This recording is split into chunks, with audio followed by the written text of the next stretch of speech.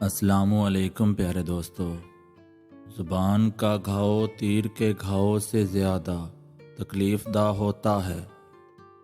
ایسے لوگوں کو اپنی ترجیحات میں کبھی شامل نہ کریں جو آپ کو تاب میسر ہوں جب انہیں کوئی میسر نہ ہو۔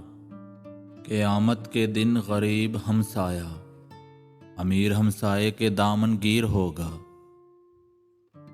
کسی کا دل جیتنا سب سے بڑی بہادری ہے۔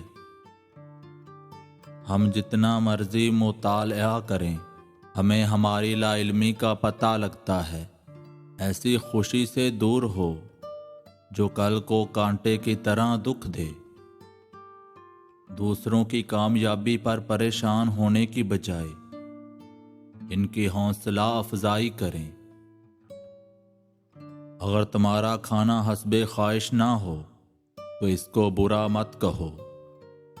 دنیا کی تارین بیماریوں میں سے ایک یقیناً کسی کو دھوکہ دینا ہے۔